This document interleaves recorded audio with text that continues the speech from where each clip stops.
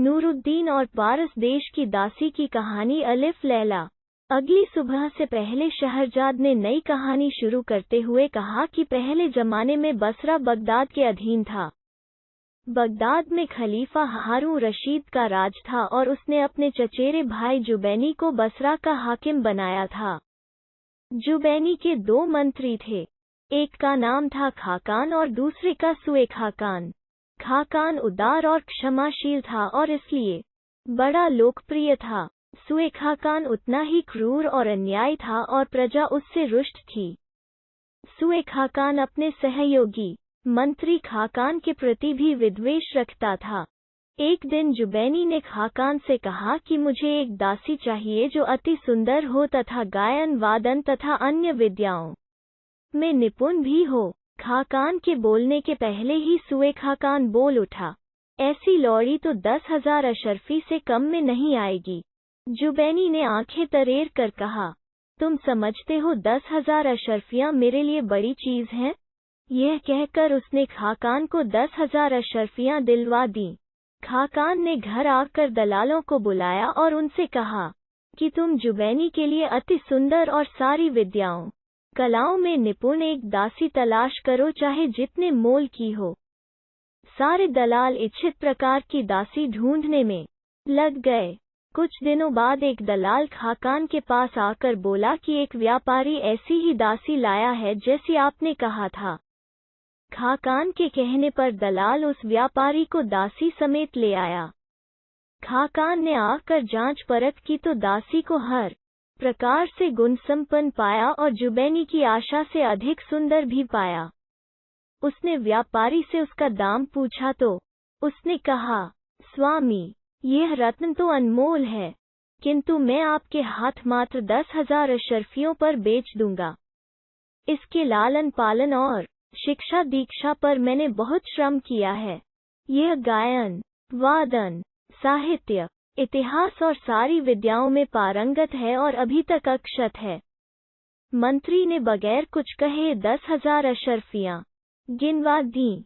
व्यापारी ने कहा, सरकार, एक निवेदन और है, इसे 1 सप्ताह बाद ही हाकिम के पास ले जाएं।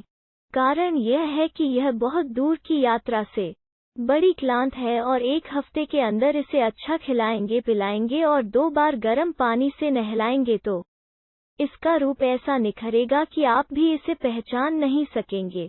खाकान ने यह बात मान ली। उक्त दासी को उसने अपनी पत्नी के सुपुर्द किया और कहा कि इसे 1 सप्ताह तक खिलाओ पिलाओ और 2 बार गर्म हम्माम में भेजो, फिर मैं उसे जुबैनी के सामने पेश करूंगा। उसने दासी से भी, जिसका नाम हुस्न अफरोज था, कहा, देख, तुझे मैंने अपने स्वामी के लिए मोल लिया है। तू यहाँ आराम से किंतु बड़ी होशियारी से रह। खबरदार, किसी पुरुष से तेरा संसर्ग न हो। खास तौर से तू मेरे जवान बेटे नूरुद्दीन से सावधान रहना। वो दिन में कई बार अपनी माँ के पास आया करता है। हुस्न अफरोज ने खाकान से कहा, सरकार, आपने बहुत अच्छा किया जो मुझे यह चेतावनी दे दी। अब आप इत्मीनान रखिए, आपकी आज्ञा के विरुद्ध कोई बात नहीं होगी। खाकान इसके बाद दरबार को चला गया। दोपहर के भोजन के समय नूरुद्दीन अपनी माँ के पास आया तो उसने देखा कि उसकी माँ के पास एक कंचनवर्णी मृगनयनी गजगामिनी षोडशी बैठी है। सौंदर्य की इस प्रतिमूर्ति को देखते ही उसका हृदय उस दासी के लिए बेचैन हो गया। उसके पूछने पर उसकी माँ ने बताया कि इस दासी को जो पारस देश से आई है, तुम्हारे पिता ने बसरा के हाकिम जुबैनी की सेवा के लिए खरीदा है। इसके बावजूद नूरुद्दीन उससे अपना मन न हटा सका और ऐसी तरकीब सोचने लगा जिससे वो दासी उसके हत्थे चढ़ जाए। नूरुद्दीन अत्यंत सुंदर था, इसलिए हुस्न अफरोज भी भगवान से प्रार्थना करने लगी कि कोई ऐसी बात हो जाए जिससे मैं हाकिम के बजाय इसी सजीले नौजवान के पास रह सकूं। उस दिन से नूरुद्दीन ने यह नियम बना लिया कि अक्सर अपनी माँ के पास आता और हुस्न अफरोज से आंखों में बातें करता। हुस्न अफरोज भी खाकान की पत्नी की आंख बचाकर नूरुद्दीन से प्रेमपूर्वक आंखें मिलाती। और संकेत ही में अपने हृदय की अभिलाषा कहती। यह मौन दृष्टि विनिमय कब तक छुपाता। नूरुद्दीन की माँ उसका इरादा समझ गई और उससे बोली, प्यारे बेटे, अब भगवान की दया से तुम जवान हो गए हो। अब तुम्हारे लिए उचित नहीं है कि स्त्रियों में अधिक बैठो। तुम दोपहर का भोजन करके तुरंत बाहर मर्दाने में चले जाया करो। नूरुद्दीन ने विवशता में यह मान लिया। 2 दिन बाद खाकान की पत्नी ने कुछ दासियों के साथ हुस्न अफरोज को हम्माम में भेजा। उन्होंने उसे गर्म पानी से मल कर नहलाया और फिर नए सुनहरे कपड़े पहनाए। जब वो खाकान की पत्नी के पास आई तो बुढ़िया उसे न पहचान सकी और बोली, बेटी, तुम कौन हो, कहाँ से आई हो? उसने हंसकर कहा, मैं आपकी दासी हुस्न अफरोज हूँ, केवल स्नान करके आई हूँ। आपने जो दासियाँ मेरे साथ भेजी थीं वे भी कह रही थीं कि तुम स्नान के बाद इतनी अच्छी हो गई हो कि पहचानी नहीं जाती। खाकान की पत्नी ने कहा, सचमुच तुम पहचानी नहीं जाती। दासियों ने यह बात तुम्हारी खुशामद में नहीं कही थी। मैं भी तो तुम्हें नहीं पहचान सकी। अच्छा, यह बताओ कि हम्माम में अभी कुछ गर्म पानी बचा है या तुमने सब खर्च कर डाला? मैंने भी बहुत दिन से नहीं नहाया है और नहाकर तरोताजा होना चाहती हूँ। हुस्न अफरोज ने कहा, जरूर नहाइए, अभी काफी गर्म पानी हम्माम में मौजूद है। खाकान की पत्नी ने हम्माम में जाने से पहले 2 दासियों को हुस्न अफरोज की रक्षा के लिए नियुक्त किया और कहा कि इस बीच अगर नूरुद्दीन आए और हुस्न अफरोज के पास जाने का प्रयत्न करें तो तुम उसे ऐसा न करने देना।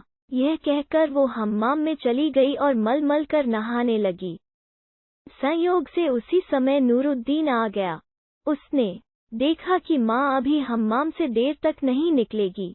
ये अच्छा मौका है। वो हुस्न अफरोज का हाथ पकड़कर उसे एक कमरे में ले जाने लगा। दासियों ने उसे बहुत रोका लेकिन वो कहाँ मानने वाला था। उसने दोनों दासियों को धक्के देते हुए महल के बाहर निकाल दिया और खुद हुस्न अफरोज को लेकर कमरे में चला गया और द्वार अंदर से बंद कर लिया। हुस्न अफरोज तो स्वयं उस पर मुग्ध थी। दोनों ने प्रेम मिलन का खूब आनंद लूटा। जिन दासियों को उसने धकिया कर निकाला था वे रोती पीटती हम्माम के दरवाजे पर पहुंची और मालकिन का नाम लेकर गुहार करने लगीं।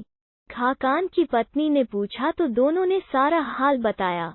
वो घबराहट के मारे कांपने लगी और बगैर नहाए ही अपने महल में आ गई। इतनी देर में नूरुद्दीन भोग विलास करके महल से बाहर जा चुका था। खाकान की पत्नी को सिर पीटते देखकर हुस्न अफरोज को आश्चर्य हुआ। उसने पूछा, मालकिन, ऐसी क्या बात हो गई? आप इतनी व्याकुल क्यों हैं? ऐसा क्या हुआ कि आप बगैर स्नान किए ही आ गईं? उसने दांत पीस कर कहा, कमबख्त, तू मुझसे पूछती है कि क्या हुआ? तुझे नहीं मालूम है कि क्या हुआ? मैंने तुझे बताया नहीं था कि तू जुबैनी की सेवा के लिए खरीदी गई है? फिर तूने नूरुद्दीन को अपने पास क्यों आने दिया? हुस्न अफरोज ने कहा, मालकिन माँ, इसमें क्या गलती की है मैंने? यह ठीक है कि सरकार ने मुझे बताया था कि मैं हाकिम के लिए खरीदी गई हूँ, किंतु इस समय आपके पुत्र ने मुझसे कहा था कि मेरे पिता ने तुम्हें मेरी सेवा में दे दिया है और तुम्हें बसरा के हाकिम के पास नहीं भेजेंगे। अब जब मैं उनकी हो ही गई तो उन्हें क्यों रोकती? फिर सच्ची बात है कि उन्हें जब से देखा था मेरा मन उनसे मिलने को लालायत था। मैं खुद ही चाहती हूँ कि जीवन भर उनकी चरण सेवा करूं और बसरा के हाकिम जुबैनी का कभी मुंह न देखूं। खाकान की पत्नी बोली, हृदय तो मेरा भी इसी में प्रसन्न होगा कि तू नूरुद्दीन के पास रहे, किंतु उस लड़के ने झूठ बोला है।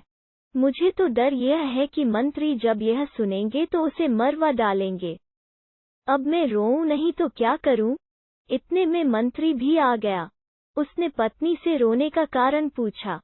मंत्री की पत्नी ने कहा, सच्ची बात छुपाने से कोई लाभ नहीं। मैं हम्माम में नहाने गई थी, इसी बीच तुम्हारे इकलौते पुत्र ने यह कर इस लौड़ी को खराब कर डाला कि तुमने वो लौड़ी उसे दे दी थी। तुमने उसे लौड़ी दी है या नहीं? खाकान यह सुनकर सिर पीटने लगा और चिल्ला चिल्ला कर कहने लगा, इस बदमाश लड़के ने हम सब का नाश कर दिया। हाकिम जुबैनी के लिए ली हुई अक्षत दासी को खराब कर दिया। मेरी सारी प्रतिष्ठा मिट्टी में मिला दी। और सिर्फ अपमान की ही बात नहीं है, हाकिम को यह मालूम होगा तो वो मुझे भी मरवा डालेगा और उस अभागे को भी। उसकी पत्नी ने कहा, स्वामी, जो हो गया उस पर अफसोस करने से क्या लाभ? मैं अपने सारे जेवर उतारे देती हूँ। इन्हें बेचने पर 10,000 अशर्फियाँ तो मिल ही जाएंगी। तुम उनसे दूसरी दासी खरीद लेना और हाकिम को दे देना। मंत्री ने कहा, क्या तुम समझती हो कि मैं 10,000 अशर्फियों के लिए रो रहा हूँ या इतनी रकम खुद खर्च नहीं कर सकता? मुझे दुख इस बात का है कि मेरी प्रतिष्ठा खतरे में है। सुएखाकान जरूर हाकिम से कह देगा कि मैंने जो दासी हाकिम के लिए खरीदी थी वो अपने बेटे को दे डाली। उसकी पत्नी ने कहा, सुएखाकान निस्संदेह तुम्हारा शत्रु है, किंतु हमारे घर के अंदर का हाल उसे क्या मालूम? फिर अगर कोई चुगली भी करे तो तुम हाकिम से कह देना कि मैंने आपके लिए एक दासी खरीदी जरूर थी, किंतु उसकी शरीर परीक्षा से ज्ञात हुआ कि वो आपके योग्य नहीं थी। इस तरह सुएखाकान की शिकायत का कोई प्रभाव नहीं रहेगा। इधर तुम फिर दलालों को बुलवाओ और नई सर्वगुण संपन्न दासी लाने के लिए कहो। पत्नी के समझाने से मंत्री को ढांढ सा बंधा। उसका नूरुद्दीन पर उतना क्रोध न रहा, किंतु वो उसे क्षमा भी नहीं कर सका। नूरुद्दीन अपने पिता से छुपकर रात के समय महल में आता और सुबह पिता के जागने के पहले बाहर चला जाता। फिर भी उसकी माँ को यह भय और चिंता लगी रहती थी कि कभी मंत्री ने नूरुद्दीन को देखा तो उसका क्रोध फिर भड़क उठेगा और वो उसे जरूर मार डालेगा। उसने एक दिन अपने पति से यह बात पूछी तो उसने कहा कि मैं पाऊंगा तो जरूर उसे मार डालूंगा। पत्नी ने कहा, देखो, वो तुम्हारा इकलौता बेटा है। जवानी में आदमी से भूल हो ही जाती है, उससे भी हो गई। रही यह बात कि उसे अपने अपराध की गंभीरता का पता चल जाए तो उसकी तरकीब मैं बताती हूँ। तुम उसे पकड़ लेना और मारने के लिए तलवार निकाल लेना, फिर मैं तुम्हारी खुशामद करके उसे छुड़ा लूंगी। मंत्री को यह सुझाव पसंद आया। दूसरे दिन सवेरे पत्नी के इशारे पर मंत्री ने दरवाजे पर जाकर नूरुद्दीन को धर दबोचा और तलवार निकालकर उसे मारने के लिए उठाई। तभी उसकी पत्नी ने आकर उसका हाथ पकड़ लिया और बोली, तुम इसे मारना ही चाहते हो तो पहले मुझे मार डालो। नूरुद्दीन ने भी गिड़गिड़ा कर प्राण भिक्षा मांगी और कहा कि इतने से कसूर पर आप मेरी जान लेंगे तो कयामत में खुदा को क्या जवाब देंगे? मंत्री ने तलवार फेंक कर कहा, तुम मेरे नहीं, अपनी माँ के पांवों पर गिरो। उसी के कहने पर मैंने तुम्हें छोड़ा है। मैं तुम्हें हुस्न अफरोज भी देता हूँ, लेकिन खबरदार उसके साथ ब्याहता का व्यवहार करना, दासी का नहीं, और उसे किसी दशा में न बेचना। इसके बाद नूरुद्दीन आनंद पूर्वक हुस्न अफरोज के साथ रहने लगा और मंत्री भी उन दोनों की परस्पर प्रीति देखकर प्रसन्न हुआ और संतोष से रहने लगा।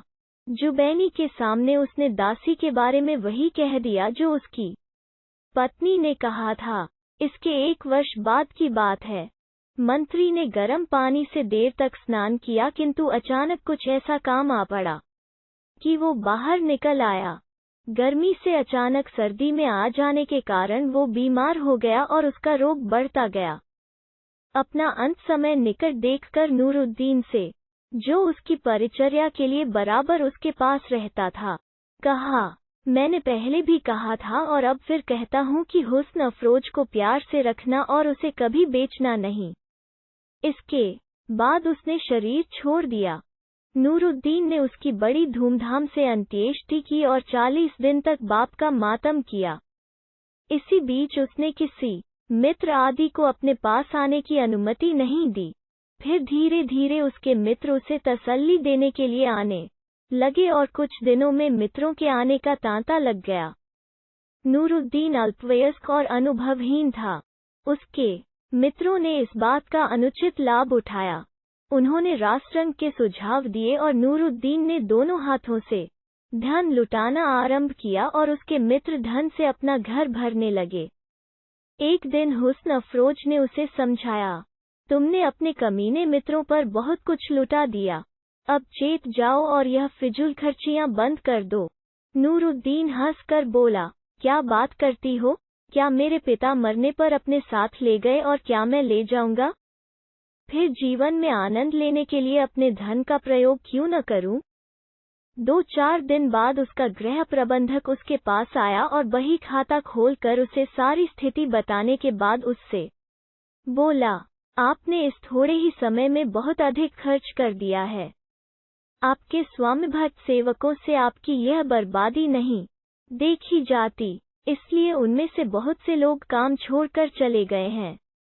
यही हाल रहा तो मैं भी अधिक दिनों तक आपकी सेवा नहीं कर सकूंगा। या तो आप अपने अपव्यय को रोकिए या मेरा हिसाब साफ कर मुझे विदा कीजिए। प्रबंधक के लाख समझने पर भी नूरुद्दीन ने अलल्ले तलल्ले नहीं छोड़े। उसके मित्र उसे पहले से अधिक लूटने लगे। कभी कोई आता और कहता, आपका अमुक बाग और उसमें बना मकान मुझे बहुत भा गया है, आपको तो कोई कमी नहीं, आप उसे मुझे दे दीजिए।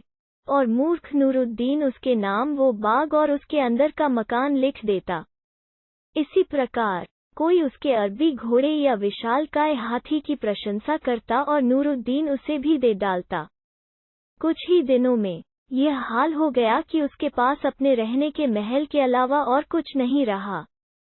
अब उसके मित्र उससे कन्नी काटने लगे। वे उसके पास नहीं आते थे। अकेलेपन से घबराकर वो किसी को बुलाता तो वो न आता और अगर आता भी तो 2-4 मिनट बैठकर चला जाता। कभी कभी कोई मित्र घर ही से पत्नी की बीमारी का या इसी प्रकार का कोई और कुछ बहाना बना लेता।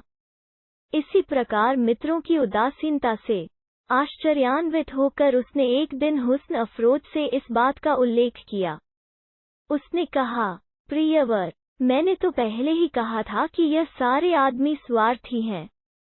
बात मित्रों की उदासीनता तक ही नहीं रही। आमदनी तो कुछ भी नहीं थी। धीरे धीरे घर का सामान और दास दासियां बिक गए। वेतनभोगी सेवक पहले ही चले गए थे। अब घर में खाने को भी कुछ नहीं रहा। 2 दिन तक उपवास हुआ तो तीसरे दिन हुस्न अफरोज आंखों में आंसू भर कर बोली, प्रियतम, अब इसके अलावा कोई रास्ता नहीं है कि तुम मुझे बाजार में बेच दो और जो मिले उससे भाग्य आजमाओ। नूरुद्दीन ने कहा, तुम्हें बेचना तो असंभव है, किंतु मुझे कुछ मित्रों से आशा है। वो इस आड़े समय में मेरी सहायता अवश्य करेंगे। हुस्न अफरोज बोली, यह तुम्हारा ख्याल ही ख्याल है। तुम्हारे मित्रों में कोई भी तुम्हारा हितचिंतक नहीं था। नूरुद्दीन ने कहा, ऐसी बात नहीं है। तुम क्या जानो कि वो लोग कैसे हैं? वो चुप हो रही। नूरुद्दीन सवेरे उठकर एक मित्र के घर कुछ कर्ज मांगने के लिए गया। दरवाजे पर आवाज देने पर एक दासी बाहर निकली। नूरुद्दीन ने उसे अपना नाम बताया। उसने कहा, आप अंदर जाकर बैठें, मैं अभी खबर करती हूँ। उसे बिठाकर दासी ने अपने मालिक से कहा कि नूरुद्दीन आपसे मिलने आए हैं। मालिक ने क्रुद्ध होकर कहा, तुमने उसे अंदर क्यों बिठाया? अब जाकर उससे कह दे मालिक घर पर नहीं है। नूरुद्दीन ने यह वार्तालाप सुन लिया। दासी ने बाहर आकर लज्जित स्वर में मालिक की अनुपस्थिति की बात कही। नूरुद्दीन चुपचाप उठ आया। वो मन में सोचने लगा कि यह आदमी तो बड़ा ही दुष्ट निकला। कल तक मेरी प्रशंसा के पुल बांधा करता था, मेरे ही मकान में रहता है और अब मुझसे ही नहीं मिल रहा है। वो एक और मित्र के यहाँ गया जो पहले मित्र से कुछ कम धनवान था। वहाँ भी उसके साथ वही व्यवहार हुआ। इस तरह एक एक करके अपने 10 मित्रों के घरों पर नूरुद्दीन गया, किंतु किसी मित्र ने उससे बात भी न की। सहायता देना तो दूर की बात थी। वो बेचारा अत्यंत आहत होकर घर आया और अपनी प्रेयसी के सामने फूट पड़ा। आंसू बहाते हुए बोला, कैसी नीच है ये दुनिया। यही लोग कल तक मेरी जूतियां सीधी करने में गर्व का अनुभव करते थे और आज यह हाल है कि मुझसे कोई बात भी नहीं करना चाहता। मेरा हाल तो फलदार वृक्ष जैसा हो गया। जब तक फलों से लदा था, सभी आदमी मेरे आसपास घूमा करते थे। अब कोई पास भी नहीं फटकता। हुस्न अफरोज ने कहा, तुम्हें अब यह मालूम हुआ है। मैं तो शुरू ही से उनके रंग ढंग से जानती थी कि वे सब महास्वार्थी हैं। मैं इसीलिए तुम्हें समझाया करती थी कि उनका साथ न करो। खैर, अब पिछली बातों का क्या रोना। अब यह सोचना है कि आगे क्या होगा। अब तो घर में भी कोई ऐसा सामान नहीं है जो बेच सको, और दास दासी तो तुम पहले ही बेच चुके हो। मकान बेच दोगे तो हम लोग रहेंगे कहाँ। इसलिए ऐसा करो कि मुझे दासों की मंडी में ले चलो। तुम्हें याद होगा कि तुम्हारे पिता ने मुझे 10,000 अशर्फियों में खरीदा था। अब मेरा इतना तो मोल नहीं होगा, किंतु इससे आधे को जरूर बिक जाऊंगी। तुम उससे व्यापार करो, और जब तुम्हारे पास व्यापार से पैसा आ जाए तो मुझे फिर खरीद लेना। नूरुद्दीन ने रोते हुए कहा, एक तो मैं तुम्हें अपनी जान से ज्यादा चाहता हूँ, फिर मैंने पिता को उनके अंत समय में वचन दिया है कि किसी भी दशा में तुम्हें नहीं बेचूंगा। हुस्न अफरोज ने कहा, प्रियतम, तुम ठीक कहते हो। मैं भी तुम्हें अपनी जान से ज्यादा चाहती हूँ, किंतु हमारे धर्म के अनुसार विपत्ति पड़ने पर प्रतिज्ञा तोड़ी भी जा सकती है।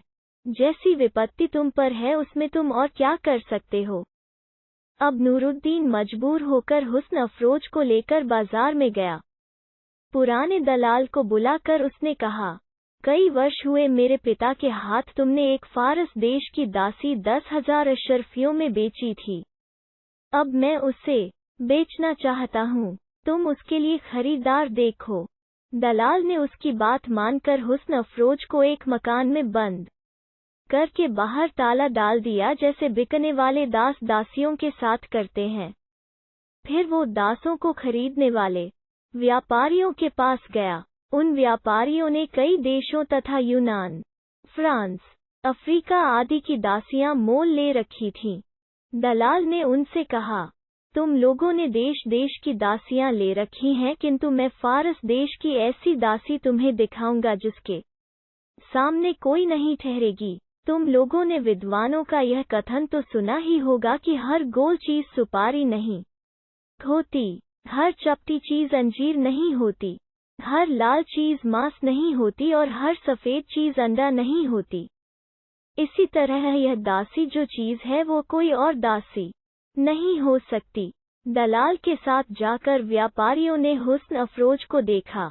वे कहने लगे कि इसमें संदेह नहीं कि ऐसी सुंदर और बुद्धिमती दासी हमने और कहीं नहीं देखी, लेकिन हम सब मिलकर इसे खरीदेंगे और इसका मोल 4,000 अशर्फी लगाएंगे। इससे अधिक देना हमारे वश की बात नहीं है। यह कहकर वे मकान के बाहर आकर खड़े हो गए। दलाल भी मकान बंद करने के बाद सौदेबाजी करने के लिए उनके पास आया। इसी बीच दुष्ट मंत्री सुएखा खान की सवारी उधर से निकली। उसने पूछा कि यह भीड़ कैसी है। दलाल ने कहा कि यह सब एक दासी लेने के लिए आए हैं और उसका मोल 4,000 अशर्फी लगा रहे हैं। सुएखा खान ने कहा, मुझे भी एक अच्छी लौड़ी चाहिए, तुम मुझे वो दासी दिखाओ। दलाल ने वजीर को मकान में ले जाकर हुस्न अफरोज को दिखाया। वजीर ने कहा कि मैं 4,000 अशर्फी इसके लिए दूंगा, अगर कोई और इससे अधिक लगाए तो ले जाए। लेकिन इसके साथ ही उसने संकेत ही से सारे व्यापारियों से कह दिया कि खबरदार इसका अधिक मूल्य न लगाना, इसलिए वे चुपचाप खड़े रहे। दलाल ने कहा, मैं इसके मालिक को जाकर बताता हूँ कि आपने इसके लिए 4,000 अशर्फियों का दाम लगाया है। अगर वो इस मूल्य पर बेचने को तैयार हो तो आप निस्संदेह दाम देकर इसे अपने घर ले जाएं। इसके बाद दलाल नूरुद्दीन के पास आकर बोला, मुझे खेद है कि आपकी दासी उचित से कम मूल्य पर बिक रही है। मैंने व्यापारियों को उसे दिखाया तो वे उसका 4,000 अशर्फी मूल्य देने को तैयार हो गए। मैं इस फिक्र में था कि कुछ देर और प्रतीक्षा करूं। संभव है कोई आदमी उसका 5-6 हजार देने के लिए तैयार हो जाए। उसी समय वजीर सुए खाकान की सवारी निकल रही थी।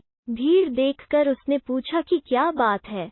यह मालूम होने पर कि एक अच्छी दासी बिक रही है, उसने उसे देखना चाहा और देखने पर उसके लिए 4000 अशर्फियां लगा दी। साथ ही अन्य व्यापारियों को भी इशारा कर दिया कि इससे अधिक दाम न लगाना। अब बोलो, तुम क्या कहते हो? नूरुद्दीन ने कहा, सुए खाकान हमारे कुटुंब का पुराना दुश्मन है। मुझे यह बिल्कुल मंजूर नहीं कि किसी भी कीमत पर उसके हाथों अपनी प्रिय दासी बेचूं। दलाल ने कहा, वैसे तो वही उसके कुछ अधिक दाम लगा सकता है और मैं उसके हाथ दासी बेचने को विवश हो जाऊंगा। लेकिन अगर तुम वास्तव में उसे किसी दाम पर न बेचना चाहो तो सिर्फ एक तरकीब है। मैं उसे वजीर के हाथ में देने लगूं, तो तुम उसी समय आ जाना और दासी के मुंह पर झूठ मूठ का थप्पड़ मारकर उसे अपनी ओर घसीट लेना और कहना कि मुझे एक बात पर इस दासी पर क्रोध आ गया था और मैंने प्रतिज्ञा की थी कि बाजार में खड़े खड़े तेरा सौदा कर दूंगा। वो सौदा हो गया और मेरी प्रतिज्ञा पूरी हो गई। अब मैं इसे बेचना नहीं चाहता और किसी दाम पर भी इसे नहीं बेचूंगा। नूरुद्दीन ने दलाल की बात बड़ी खुशी से मंजूर कर ली और चुपके चुपके उसके पीछे दास दासियों के बाजार में पहुंच गया। जिस समय दलाल दासी का हाथ सुए खाकान के हाथ में देने लगा तभी नूरुद्दीन बीच में आ गया।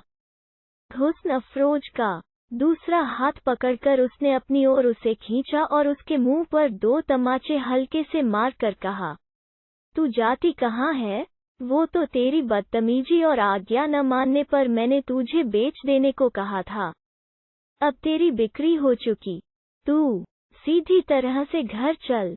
यह कहकर नूरुद्दीन उसे घसीटता हुआ अपने घर की ओर ले चला।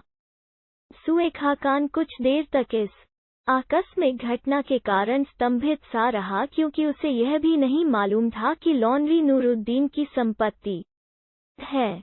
फिर वो अपमान के कारण क्रोध में जल उठा और घोड़ा दौड़ा कर उसने रास्ते में नूरुद्दीन को जा पकड़ा। उसने नूरुद्दीन के एक कोड़ा मारना चाहा, लेकिन नूरुद्दीन पहले से होशियार था।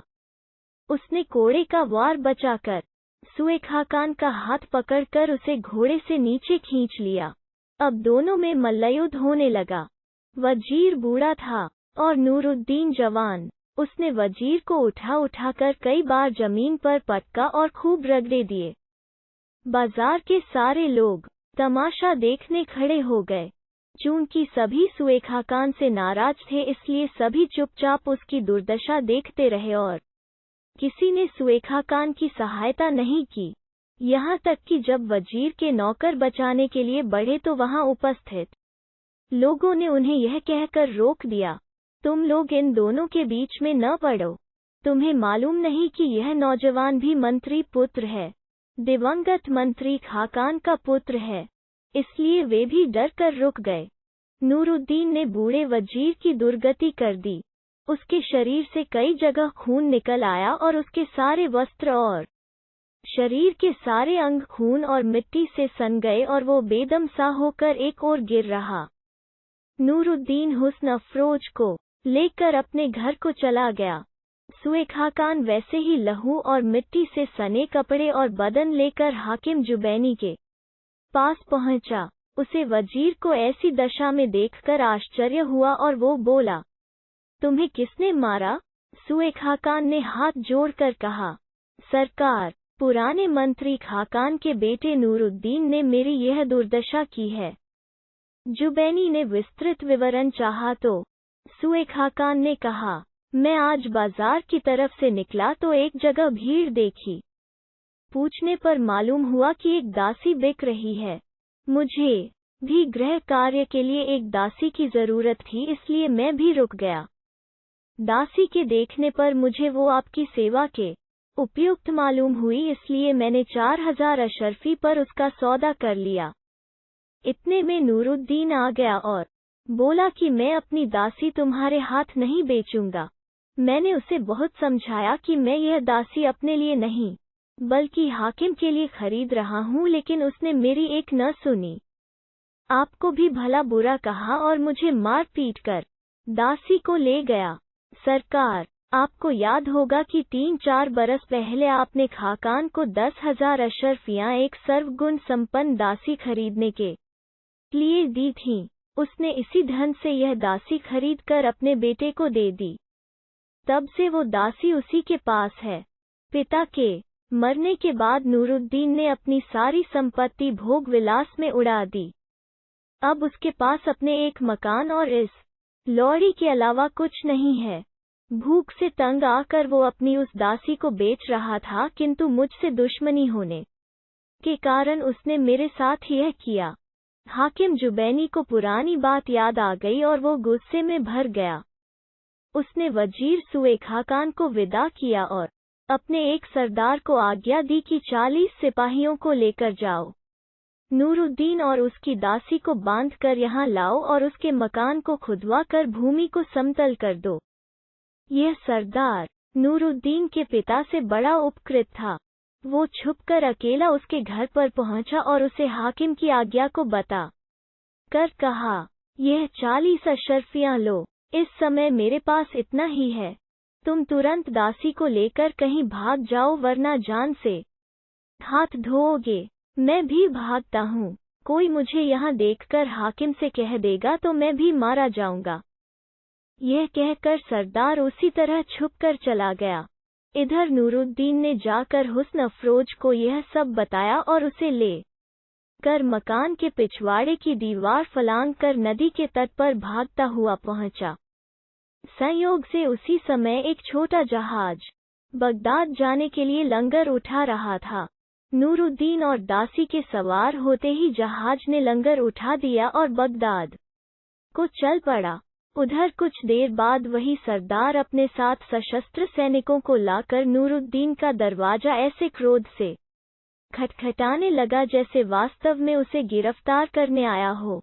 दरवाजा न खुलने पर उसने उसे तोड़वा दिया और अंदर जाकर सिपाहियों को मकान की तलाशी लेने और नूरुद्दीन और उसकी दासी को पकड़ने की आज्ञा दी।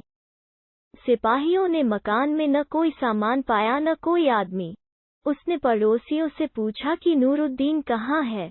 उनमें 2-1 को मालूम था कि वो पिछवाड़े से भाग गया है, किंतु सभी लोग उसे चाहते थे, इसलिए बोले कि हम लोगों को बिल्कुल नहीं मालूम कि वो कहाँ गया।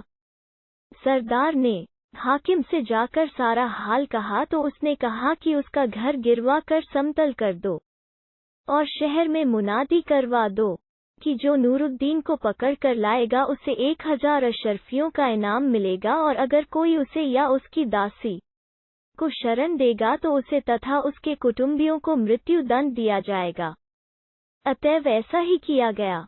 उधर नूरुद्दीन का जहाज बगदाद पहुंचा तो कप्तान ने यात्रियों को समझाया कि यह नगर अद्भुत है। यहाँ क्षण मात्र में गरीब अमीर बन जाता है और अमीर गरीब, इसलिए यहाँ परदेशियों को सावधान रहना जरूरी है। खैर, बगदाद पहुंचकर अन्य व्यापारी तो अपने अपने ठिकानों पर गए। नूरुद्दीन ने कप्तान को 5 अशर्फियाँ किराए में दी और हुस्न अफरोज को लेकर उतरा। उसके लिए यह नगर नितांत अपरिचित था और उसकी समझ में नहीं आ रहा था कि किस जगह ठहरे। दोनों बहुत देर तक भटकने के बाद एक बाग में पहुंचे जो नदी के तट पर था और जिसका द्वार खुला था। यहाँ बहुत देर तक बाग के कुंड में हाथ पांव धोने और जल पीने के बाद वे एक दालान में जा बैठे। वे दोनों बहुत थक गए थे, इसलिए लेट गए और लेटते ही सो गए। यह बाग खलीफा हारून रशीद का था। वो इसमें रात को सैर के लिए आया करता था। उस बाग में रात दिन मोमबत्तियां जला करती थीं। उसमें एक विशाल बारहदरी थी जो इतनी ऊंची थी कि उसकी छत पर होने वाली रोशनी सारे नगर में दिखाई देती थी। उस बारहदरी में 80 द्वार थे जिनके किवाड़ बिल्लौर के बने हुए थे। बाग के रक्षक का नाम शेख इब्राहिम था। उसकी अनुमति के बगैर कोई आदमी बाग में प्रवेश नहीं कर पाता था। उस दिन वो थोड़ी देर के लिए बाग का दरवाजा खुला छोड़कर बाहर चला गया था। फिर उसे कुछ देर लग गई। संध्या काल निकल आने पर शेख इब्राहिम आया तो देखा कि कुंड के समीप की दालान में 2 व्यक्ति मुंह पर महीन चादरें डाले सो रहे हैं। उसे बड़ा क्रोध आया और उसने इरादा किया कि डंडा उठाकर दोनों को पीटे। फिर यह सोचकर रुक गया कि शायद ये परदेशी हों। बगैर सोचे विचारे इन्हें दंड देना ठीक नहीं है, पहले इनसे पूछूं कि ये यहाँ क्यों और कैसे आए। उसने दोनों के मुंह की चादरें हटाईं तो देखा कि एक से बढ़कर एक सुंदर स्त्री पुरुष हैं। उसने नूरुद्दीन का पांव हिलाकर उसे जगाया। उसने जाग कर देखा कि एक सफेद दाढ़ी वाला बूढ़ा मौजूद है तो उसने फौरन उठकर उसके हाथ चूमे और अदब से सलाम किया और बोला, पिताजी, मेरे लिए क्या आज्ञा है? रक्षक उसके विनय से प्रभावित होकर बोला, बेटे, तुम कौन हो, कहाँ से आए हो?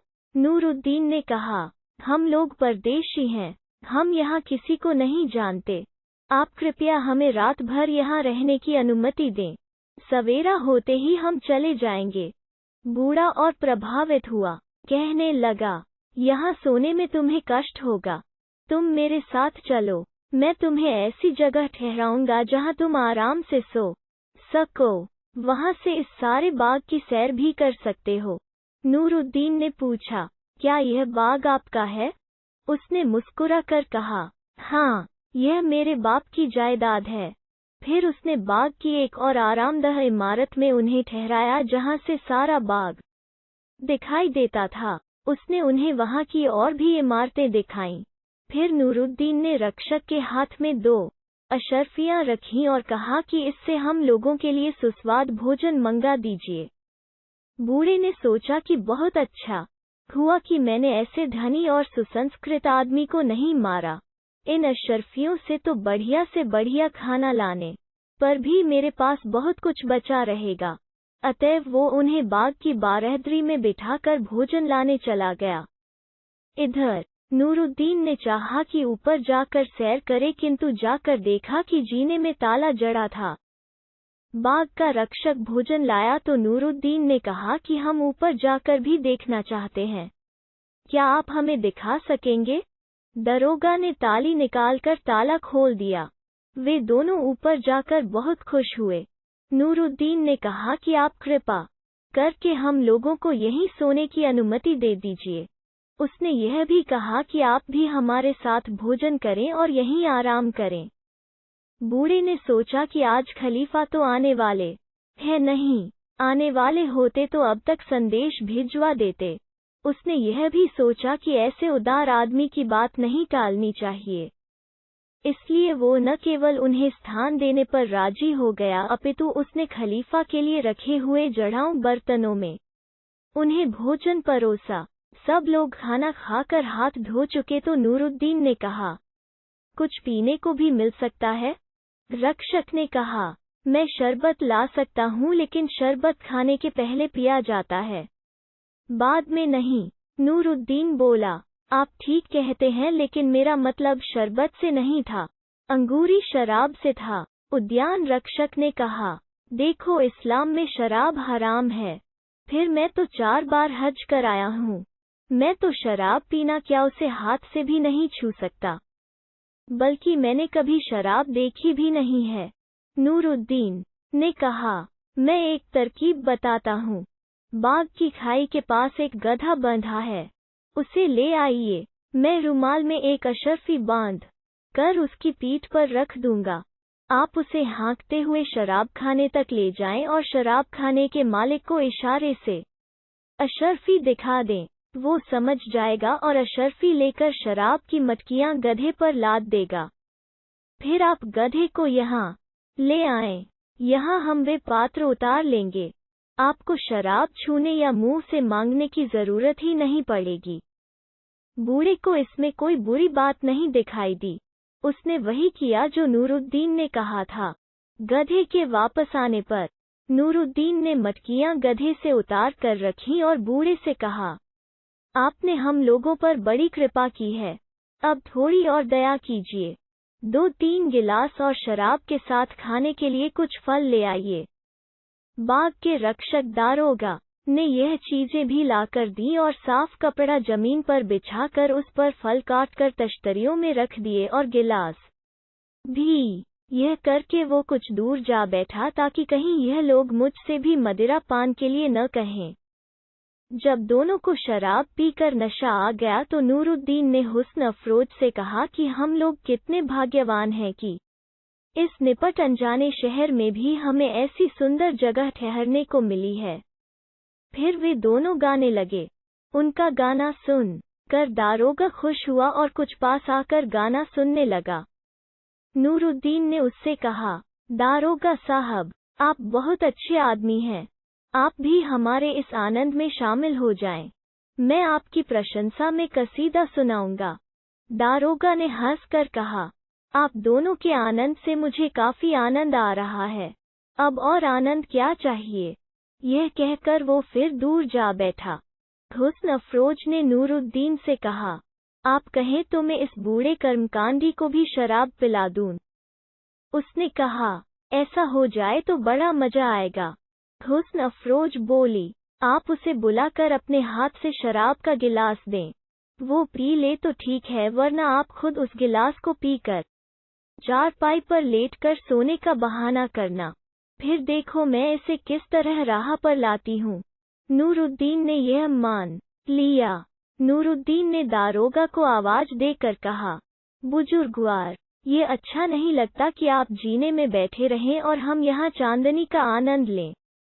हम कोई जबरदस्ती तो आपको पिला नहीं देंगे, आप कृपया यहाँ आकर इस सुंदरी के बगल में बैठें। बूढ़ा यह सुनकर खुश तो हुआ कि ऐसी सुंदरी के पास बैठने को मिलेगा, किंतु प्रकृतः नाक भान चढ़ाता हुआ आया और हुस्न अफरोज के बगल में बैठ गया। नूरुद्दीन ने इशारा किया तो हुस्न अफरोज ने सुंदर गाना आरंभ किया।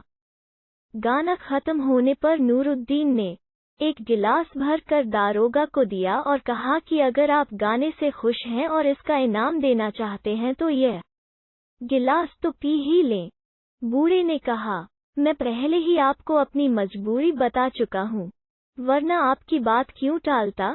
नूरुद्दीन ने कहा, जैसी आपकी इच्छा। यह कहकर वो गिलास को खुद पी गया। अब हुस्न अफरोज ने एक सेब के 2 टुकड़े किए और एक टुकड़ा वृद्ध की ओर बढ़ाकर बोली, शराब नहीं पीते तो फल तो लीजिए, इसे खाने से तो धर्म नहीं रोकता। बूढ़े ने धन्यवाद सहित सेब ले लिया और उसे खाने लगा। हुस्न अफरोज ने फिर गाना शुरू किया। अब बूढ़े पर हुस्न अफरोज का जादू चढ़ने लगा था। नूरुद्दीन पलंग पर जाकर सोने का बहाना करने लगा।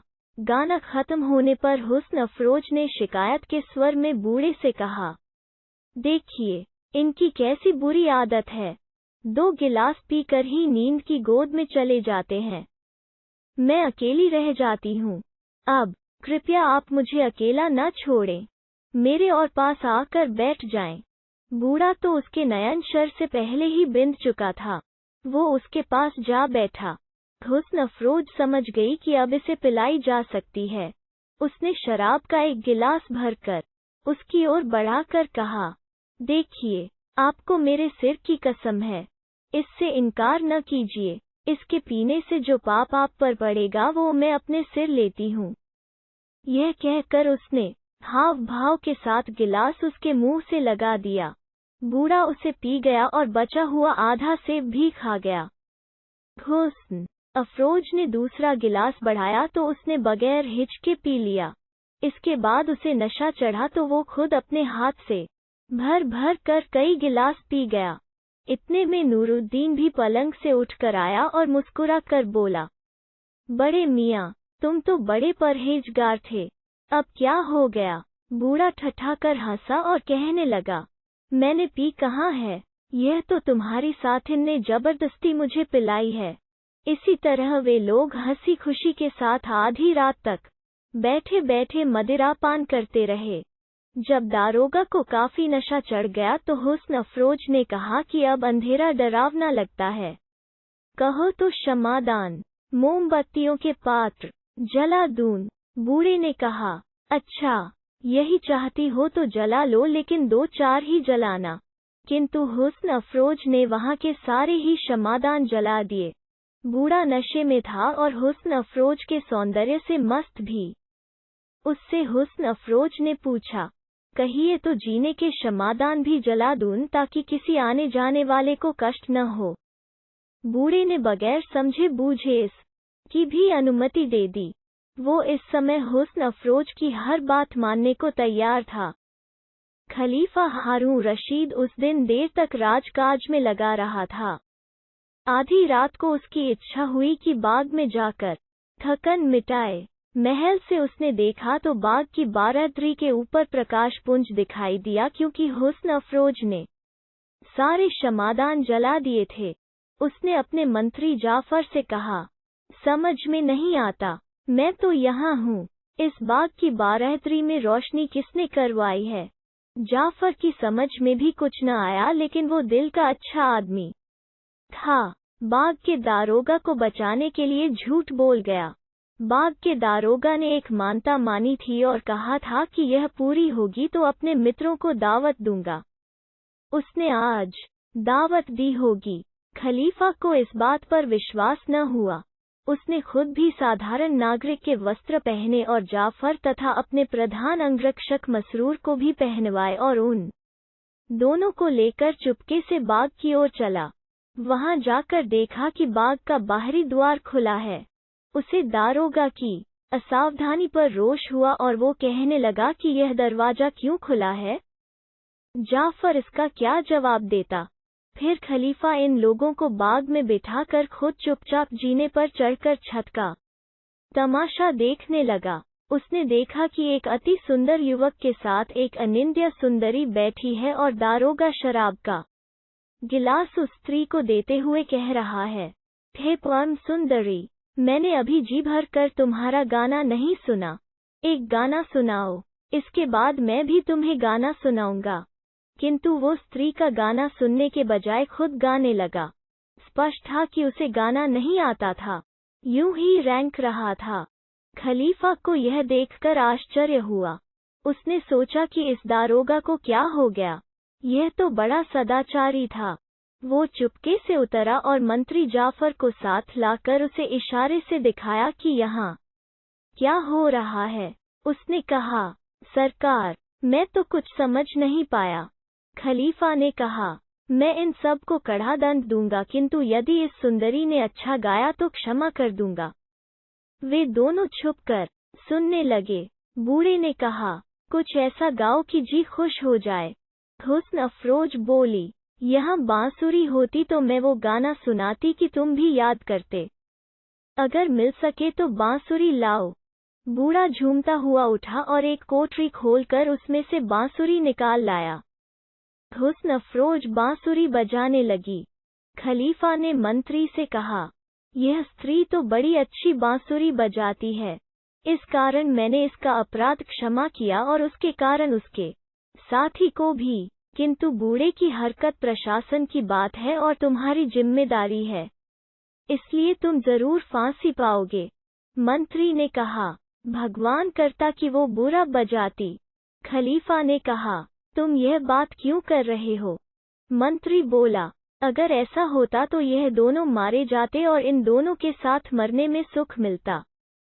खलीफा इस चतुराई के उत्तर से हंस पड़ा।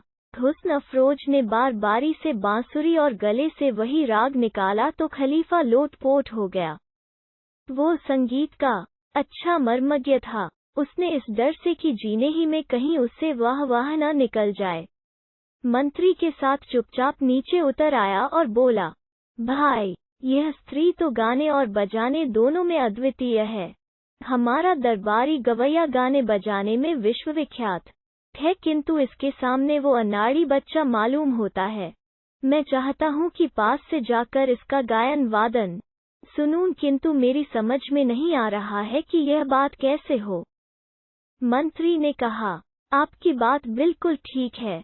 अगर आप उन लोगों के सामने गए तो दारोगा आपको इन साधारण वस्त्रों में भी पहचान लेगा और डर के मारे ही मर जाएगा, और यह दोनों भी आपके डर से गाना बजाना भूल जाएंगे। खलीफा ने कुछ सोच कर कहा, तुम मसरूर के साथ बाग में बैठो, मैं बाहर जा रहा हूँ, मेरे लौटने तक प्रतीक्षा करो। खलीफा ने बाग से निकलते ही देखा कि एक मछुआरा 4-5 बड़ी बड़ी मछलियां लेकर नदी की ओर से आ रहा है। खलीफा ने उसे रोककर कहा कि मुझे 2 अच्छी मछलियां बेच दो। मछुआरे ने खलीफा को साधारण वस्त्रों में भी पहचान लिया और डर के मारे कांपने लगा। खलीफा ने कहा, तुम डरो नहीं, मैं तुम्हें अच्छा इनाम दूंगा, लेकिन तुम मेरे यह कपड़े पहन लो और अपने कपड़े मुझे दे दो और चुपचाप घर चले जाओ। उसने ऐसा ही किया। खलीफा उसके कपड़े पहनकर 2 बड़ी मछलियां लेकर बाग में आ गया। जाफर और मसरूर उसे इस वेश में देखकर पहचान न सके। मंत्री ने समझा कि यह मछुआरा बेवक्त कुछ इनाम मांगने आया है। उसने झिड़क कर उससे भाग जाने के लिए कहा। इस पर खलीफा खिलखिलाकर हंस पड़ा। अब मंत्री ने गौर से देखा तो उसे पहचान गया और क्षमा मांगने लगा कि आपको पहचान न पाने पर ऐसी भूल हुई। उसने कहा, जब मैं ही इस वेश में आपको पहचान नहीं सका तो और कोई क्या पहचानेगा। अब आप बेधड़क बारादरी की छत पर जाएं और जी भर कर उस सुंदरी का गाना सुने। खलीफा मछुआरे के वेश में और 2 मछलियां लिए हुए ऊपर गया और दरवाजा खटखटाया। दारोगा ने पूछा, कौन है? खलीफा ने दरवाजा खोलकर बहुत झुककर सलाम किया ताकि पहचाना न जाए। फिर वो बोला, मैं करीम मछुआरा हूँ। मैंने सुना है कि आपने अपने मित्रों की दावत की है, इसलिए मैं आपकी सेवा में 2 बहुत ही उत्तम मछलियां लाया हूँ ताकि आप मेहमानों को भली भांति संतुष्ट कर सकें। दारोगा ने नशे में खलीफा को बिल्कुल न पहचाना और बोला, तुम मछुआरे हो या चोर? रात में इस तरह घूमते हो? खैर, यहाँ आओ और दिखाओ कि क्या लाए हो। खलीफा मछलियां ले गया तो हुस्न अफरोज को वे पसंद आईं। उसने दारोगा से कहा कि इन्हें भुनवा दीजिए तो मजा आ जाए। दारोगा ने हुक्म दिया, करीम, फौरन बावर्ची खाने में जाओ और यह मछलियां भून लाओ। खलीफा बोला, बहुत अच्छा सरकार। यह कहकर नीचे आया और जाफर और मसरूर से कहा कि इन मछलियों को साफ करके भूनना है। जाफर पाक शास्त्र में निपुण था, चुनांचे तीनों बावर्ची खाने में गए और तेल, मसाला आदि ढूंढकर मछलियों को साफ करके उन्हें अच्छी तरह प्रकार से भूना। उन्होंने कुछ नींबू भी काट कर मछली के टुकड़ों के साथ थालियों में सजा दिए और उन्हें ऊपर ले गए। उन तीनों ने स्वाद ले लेकर मछलियां खाईं क्योंकि जाफर ने बहुत स्वादिष्ट मछलियां बनाई थीं। हुस्न अफरोज ने कहा, वास्तव में मैंने जीवन में ऐसी स्वादिष्ट मछलियां नहीं खाई थीं। नूरुद्दीन को भी मछलियां पसंद आईं। फिर हुस्न अफरोज की प्रशंसा से उस पर और असर पड़ा। उसने अशरफियों की थैली निकाली और मछुआरा बने हुए खलीफा को देखकर कहा, देखो भाई, मेरे पास जो कुछ था वो सब मैंने तुम्हें दे डाला। काश तुम मेरे पास पहले आए होते जब मैं वास्तव में इनाम देने की हालत में था। तब तुम देखते कि मैं किस तरह खुश होने पर इनाम दिया करता हूँ।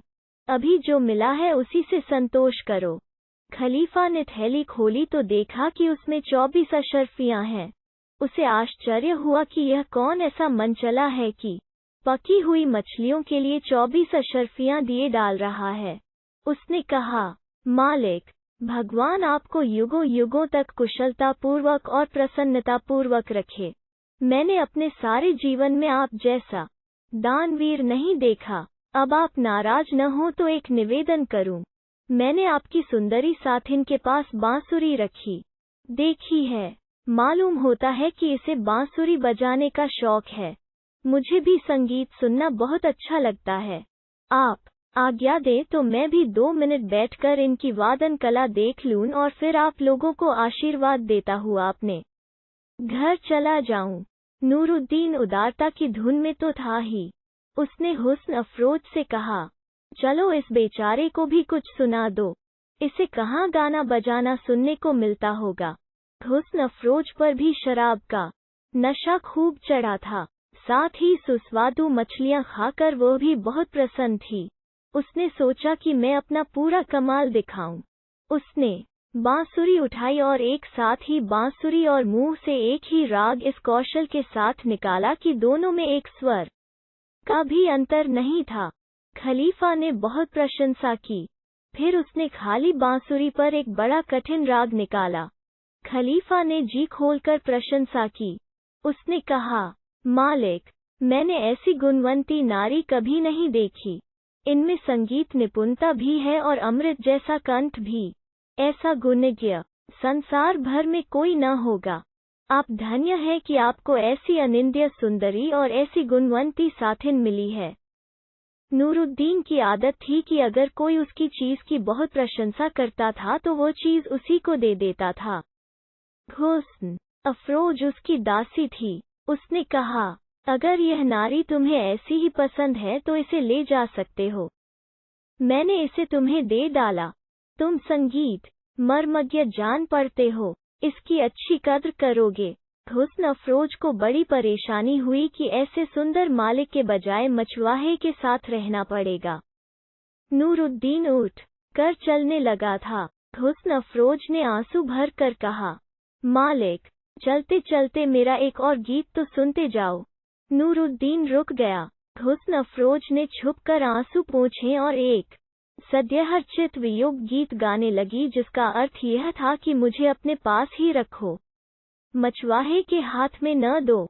नूरुद्दीन ने उसका भाव तो समझ लिया किंतु वो विवश होकर चुप बैठा रहा। दी हुई चीज के लिए कैसे कहता कि मैं इसे नहीं दूंगा। खलीफा ने आश्चर्य से पूछा, यह स्त्री आपकी दासी है? उसके स्वर में सहानुभूति पाई तो नूरुद्दीन ठंडी सांस भरकर कहने लगा, करीम, तुम इतने पर क्या आश्चर्य करते हो? मेरी पूरी कहानी सुनो तो वास्तव में आश्चर्य में पड़ जाओगे। यह कह कर उसने सारा किस्सा उसे बताया। मछुआरे बने हुए खलीफा ने कहा, अब आप कहाँ जाएंगे, क्या करेंगे? नूरुद्दीन ने कहा, जो भी भगवान चाहेगा वही होगा। खलीफा ने कहा, आप कहीं न जाएं, वापस बसरा चले जाएं। मैं वहाँ के हाकिम को एक छोटा सा पत्र लिखे देता हूँ, वो जुबेनी को दे देना। इसके बाद तुम्हारे सारे दुख दूर हो जाएंगे। नूरुद्दीन ठठाकर हंस पड़ा। बोला, भाई, तेरा दिमाग तो ठीक है, कहाँ कहाँ राजा और कहाँ रंक। जुबैनी तेरे पत्र पर क्या ध्यान देगा? खलीफा ने कहा, आप जानते नहीं, जुबैनी मेरा बचपन का साथी है। वो कई बार मुझे मंत्री बनाने के लिए बुला चुका है किंतु मैं उसका एहसान लेने के बजाय पैतृक धंधा करना पसंद करता हूँ। नूरुद्दीन इस पर पत्र लेने को तैयार हो गया। खलीफा ने कलम और कागज लेकर इस प्रकार का पत्र लिखा, मैं मेहंदी का पुत्र खलीफा हारून रशीद अपने चचेरे भाई जुबैनी को, जो बसरा का हाकिम है, ये आदेश देता हूँ कि इस पत्र को देखते ही मंत्री खाकान के पुत्र नूरुद्दीन को, जिसके हाथों यह पत्र जा रहा है, अपनी जगह बसरा का हाकिम बनाओ और शासन की कुर्सी पर बिठाओ। इस आज्ञा का रंचमात्र भी उल्लंघन नहीं होना चाहिए। यह लिखकर खलीफा ने पत्र बंद किया और जाफर को दिया। उसने चुपचाप खलीफा की मुहर उस पर लगा दी। फिर वो पत्र नूरुद्दीन को दे दिया। यह ज्ञात रहे कि खलीफा जिस समय मछली भूनने गया था उसी समय उसने मसरूर से कहा था कि मेरे लिए राजमहल से राजसी पोशाक ले आना। वो पोशाक आ गई थी। खलीफा ने यह भी कहा था कि तुम जीने पर प्रतीक्षा करना और जब मैं जीने के दरवाजे पर हाथ मारूं तो तुम सिपाहियों के साथ पोशाक लेकर छत पर आ जाना। इधर बूढ़ा दारोगा नशे की हालत में यह सब देख रहा था। नूरुद्दीन जब पत्र लेकर गया तो हुस्न अफरोज भी उसके पीछे रोती हुई जीने के दरवाजे तक गई और फिर लौट आई। दारोगा ने खलीफा से कहा, करीम, तू 1-2 कौड़ी का मछुआरा है। तेरी 2 मछलियों का मूल्य 2-4 आने से अधिक नहीं। इनके बदले में तूने इतनी अशर्फियां और ऐसी सुंदर और गुणवंती दासी पाई। तू यह सब अकेले हजम नहीं कर सकेगा। इनमें से आधा मुझे दे दे वरना मैं तुझे बड़ी मुसीबत में फंसा दूंगा। खलीफा ने कहा, मुझे थैली में नहीं मालूम अशरफियां हैं या कुछ और। चलो जो भी होगा आधा आधा बांट लेंगे, लेकिन तुम इस लॉरी में हिस्सा पाने की आशा छोड़ दो। यह मुझे मिली है और मैं इसे अपने पास रखूंगा। अब इसमें चाहे आप खुश हों या ना खुश। दारोगा नशे में तो था ही। तथाकथित मचवाहे की इस बात पर उसे इतना क्रोध आया कि उसने एक चीनी की तश्तरी फेंककर खलीफा के सर पर मारी। खलीफा सिर टेढ़ा करके चोट से बच गया और तश्तरी दीवार से टकराकर टूट गई। दारोगा इस बात से और आग बबूला हुआ और रोशनी लेकर एक कोठरी में गया ताकि वहां से लकड़ी लाकर मचवाहे को मारे। इसी बीच खलीफा ने जीने के किवाड़ पर हाथ मारा। इस पर मसरूर और 4 गुलाम छत पर आ गए। वहां एक छोटा सिंहासन भी पड़ा था। खलीफा राजसी वस्त्र पहनकर उस पर जा बैठा और उसके पीछे 4 गुलाम और बगल में एक और जाफर और दूसरी और मसरूर खड़े हो गए। बारहदरी की छत पर छोटा मोटा दरबार लग गया। उधर बूढ़ा एक मोटी लाठी लेकर आया और मचवाहे को ढूंढने लगा।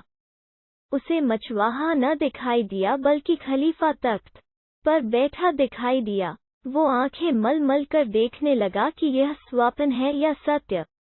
कुछ क्षणों के बाद खलीफा बोला, बड़े मियाँ, क्या बात है? क्यों घबराहट में इधर उधर देख रहे हो? अब बूढ़े ने पहचाना कि खलीफा ही मचवाहा बना हुआ था। वो उसके पांवों पर गिर पड़ा और अपनी दाढ़ी खलीफा की जूतियों पर मल मल कर अपने अपराध के लिए क्षमा मांगने लगा। खलीफा ने कहा, तुम्हारे एक नहीं कई अपराध हैं। बाग को खुला छोड़ दिया, अजनबियों के साथ शराब पी, दूसरे को मिली चीज में हिस्सा बटाने लगे और न मिलने पर मारपीट पर उतारू हो गए। लेकिन मुझे तुम्हारे बुढ़ापे और तुम्हारे सारे जीवन के सदाचार का ख्याल है, इसलिए मैं तुम्हारे सारे अपराध क्षमा करता हूँ। लेकिन आगे से होशियार रहना। अब हुस्न अफरोज समझ गई कि यह बाग का मालिक स्वयं खलीफा है। उसे इस बात से बड़ा संतोष मिला कि किसी मचवाहे के हाथ नहीं दी गई। खलीफा ने उससे कहा, अब तो तुम्हें मालूम ही हो गया होगा कि मैं कौन हूँ। मैंने संसार भर में नूरुद्दीन से बढ़कर बड़े दिल वाला कोई आदमी नहीं देखा जो केवल प्रशंसा करने पर अपनी सबसे प्यारी चीज दे डाले। मैंने पत्र द्वारा उसे बसरा का हाकिम नियुक्त किया है। जब वो अपना काम संभाल लेगा तो मैं तुम्हें भी उसके पास भेज दूंगा। तब तक तुम मेरे महल में रहोगी।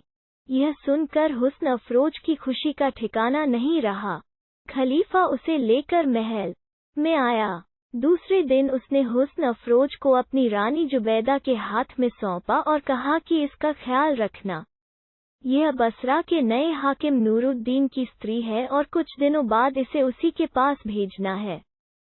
इधर नूरुद्दीन एक जहाज में बैठकर, जो उसी समय छूट रहा था, बसरा पहुंचा और अपने किसी मित्र या परिचित से मिले बगैर सीधे हाकिम जुबैनी के पास पहुंचा। वो उस समय मुकदमों के फैसले कर रहा था।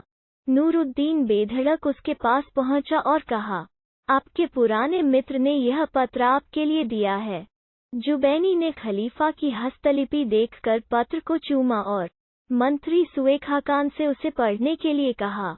मंत्री ने पत्र देखा तो उसकी जान निकल गई। उसने प्रकाश में अच्छी तरह पत्र पढ़ने के बहाने बाहर आकर खलीफा की मुहर वाला लिफाफे का भाग दांतों से कुतर कर खा लिया। वापस दरबार में आकर कहा कि इस पत्र में नूरुद्दीन को बसरा का हाकिम बनाने को लिखा है, किंतु यह पत्र जाली मालूम होता है। उसने कहा, सरकार, मुझे ऐसा मालूम होता है कि नूरुद्दीन ने मुझसे और आपसे अपने अपमान का बदला लेने के लिए यह ढोंग रचा है। इसने खलीफा से हम लोगों की शिकायत जरूर की होगी, किंतु खलीफा बच्चा तो है नहीं जो बहकावे में आ जाए। वह ज्यादा से ज्यादा यह लिखता कि इसे दंड न दो या कोई नौकरी दे दो। ऐसे निठल्ले आदमी को वो बसरे का हाकिम किस तरह बना देगा। उसने यह भी कहा कि आप नूरुद्दीन को मेरे सुपुर्द कर दीजिए, मैं खोज करके असल तथ्य का पता लगाऊंगा। जुबैनी भी क्यों आसानी से अपना पद देता। उसने सुएखा खान की बात मंजूर कर ली। सुएखा खान नूरुद्दीन को अपने भवन में लाया। वो उसकी जान का प्यासा हो ही रहा था। चुनांचे उसने नूरुद्दीन को इतना पिटवाया कि वो बेहोश होकर गिर गया और मरने के समीप हो गया। फिर उसने उसे एक तंग कोठरी में बंद कर दिया और उस पर कड़ा पहरा बिठा दिया और आदेश दिया कि इसे दिन में सिर्फ एक बार कुछ रोटी के टुकड़े और पानी दिया जाए, इससे अधिक कुछ न दिया जाए। नूरुद्दीन को होश आया तो देखा कि उसे एक सीली, दुर्गंधपूर्ण और ऐसी तंग कोठरी में बंद किया गया है जिसमें वो हिल-डुल भी नहीं सकता। उसे यह तो मालूम ही नहीं था कि जुबैनी के नाम पत्र में क्या लिखा था। वो रो रो कर कहने लगा, वाह रे मछुआरे, मैंने तो तुझे अपना सब कुछ दे डाला, अशरफियों के साथ अपनी प्राणों से भी प्यारी दासी भी दे डाली, और तूने मेरे इस उपकार का बदला इस प्रकार दिया। भगवान तुझे तेरी इस दुष्टता के लिए कभी क्षमा नहीं करेगा। मैं भी कैसा नादान हूँ कि उस मछुआरे के कहने में आ गया। सुएखा खान ने नूरुद्दीन को 6 दिन तक ऐसे ही कष्ट में रखा। वो चाहता तो था कि नूरुद्दीन का प्राणांत हो जाए, किंतु उसकी हिम्मत उसे अपने घर में मारने की नहीं हो रही थी। वो उसे हाकिम ही से मृत्युदंड दिलाना चाहता था। 7वें दिन उसने अच्छी अच्छी चीजों की टोकरियां नौकरों के सिर पर लदवाई और जुबैनी के सामने पेश की। उसने पूछा, यह क्या है?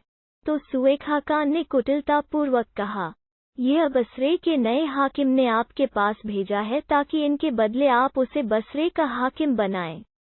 इससे जुबैनी को बड़ा गुस्सा आया।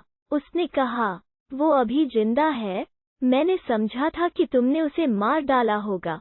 मंत्री ने कहा, मुझे किसी को प्राणदंड देने का अधिकार नहीं है। जुबैनी ने कहा, मैं आज्ञा देता हूँ कि तुम उसकी गर्दन उतारो।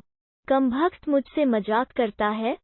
सुएखा खान ने कहा, आपकी आज्ञा सिर आंखों पर, किंतु मैं चाहता हूँ कि वो सर्वसाधारण के सामने मारा जाए। तभी मैं उससे उस सार्वजनिक अपमान का बदला लूंगा जो उसने किया है। जुबैनी ने मान लिया।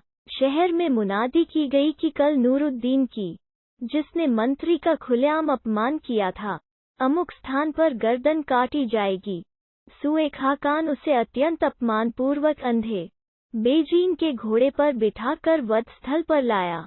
नूरुद्दीन ने कहा, बुढ़े खबीस, तू मुझ निर्दोष को झूठ और छल से अपमानपूर्वक मरवा रहा है, मगर याद रखना कि भगवान निर्दोष व्यक्ति का खून बहाने वाले आदमी को कभी क्षमा नहीं करता। सुएखा खान दांत पीस कर बोला, दुष्ट, तू इस तरह से मेरा सब लोगों के सामने अपमान कर रहा है। खैर, इसकी सजा क्या दी जाए? तुझे तो सबसे बड़ी सजा मिलने वाली है। नूरुद्दीन को महल से लगे एक बड़े मैदान में पहुंचा दिया गया जहां लोगों को आम जनता के सामने मारा जाता था। जल्लाद ने कहा, मुझे आपके पिता का जमाना याद है।